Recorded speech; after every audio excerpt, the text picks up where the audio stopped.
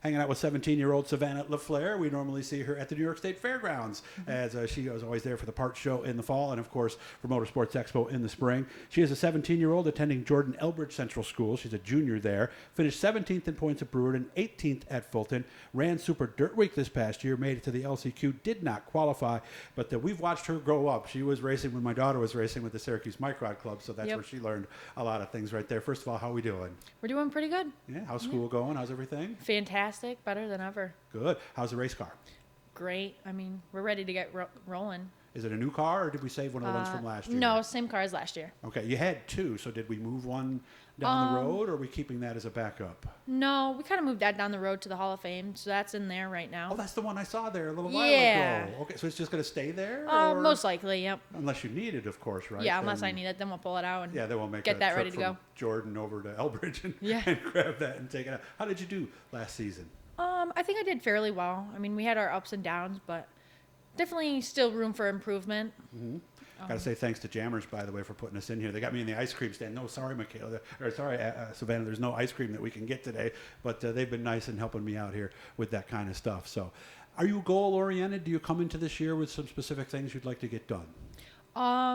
Definitely finish in a higher place each week than what I usually run in. I definitely want to try different tracks, get a better feel for my car, just other than Fulton and Brewerton. They're great tracks, but I would love to travel a little bit more. Did you go to Canandaigua last year? I thought I saw you there. We did like one or two shows, but nothing major. I mean, Sport? We did Weed Sport, but kind of want to venture out, like try different tracks, like other places I have never been. Why? What tracks are you thinking about that you'd like to try?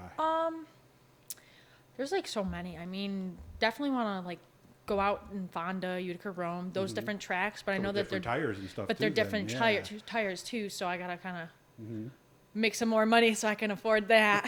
and I understand too that it's a lot different on setups. So you can't just take that setup you were running at Canandaigua or Fulton and bring it out there too. So I would imagine from a team standpoint, that's a big commitment to try something totally different. Right. But we'll see. We'll see what my parents say. What I can help push along so I can get to that. But okay. Well, you were Oswego. I've heard some people say that is very intimidating when you come from one of the short tracks with all the walls inside and out. Is it?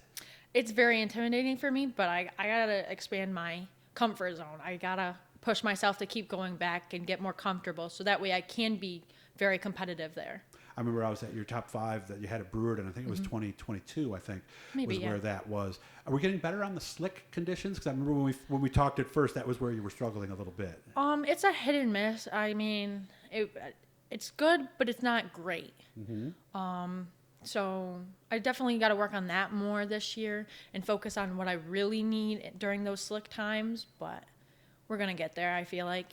Is it more what you and your dad and mom are doing with the setup, or is it more you as a driver that would make you better on those really slick? Because I've seen the way it gets at Brewerton, even Fulton, it's black top to bottom with no grip.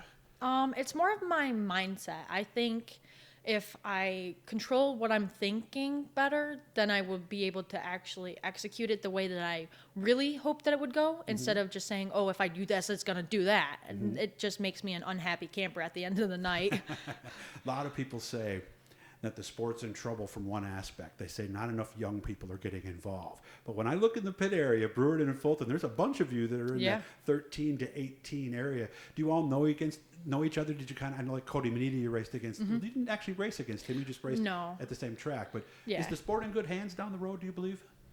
I really think so, yeah. I know that like there's a bunch of more microd drivers coming up. And like there's more going into microd to eventually come up. Good. So, I mean, we're really in good hands. Some people have told me, I was a friend of mine who had his kids doing that. And he only had them doing it for a season. So many people are going right into sportsmen and kind of skipping microds, quarter midgets, go-karts, things like that. I asked him, I said, why did you do that and what did they learn?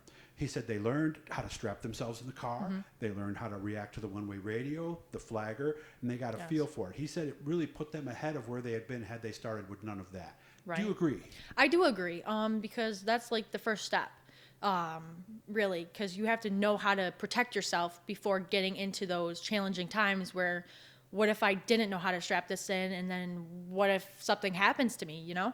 Yeah, let's get out quickly. Yeah. And definitely strapping in for the first time in like a microd or a go-kart, and like knowing what you're supposed to be doing and how to react to the receiver, it definitely helps. And sometimes you could be in that car for 2 minutes. You could be in there for 10 minutes. Yeah, or even So- longer than 10 minutes, depending on the night. So you better be comfortable. Yeah. Okay. How you doing with the sponsors? Well, first of all, you said you do have some new plans. You might go to Charlotte possibly at the end of the year? Yeah, we're definitely going to go back down Definitely, to Charlotte. okay. Yeah, we've talked about that. We've already said, yep, we're going back. Even down in Charlotte, that's when we discussed it. We're coming Okay. back. So So you really like that place, huh? I do like that place. It's a great track, great facility. I mean, there's nothing to complain about. Some It's- people said it's the definition of a momentum track. Yes. I mean, it just takes the car and it goes, and it's the greatest track I've ever been to, really. Yeah. Okay. mean- and facility too, right? Yeah, I mean, it's just so nice and so relaxing. Like, you don't even have to think, it just does. So it leads you into the corner and you just kind of... Yeah, and you just have to hold the wheel and go with it. Do you lift?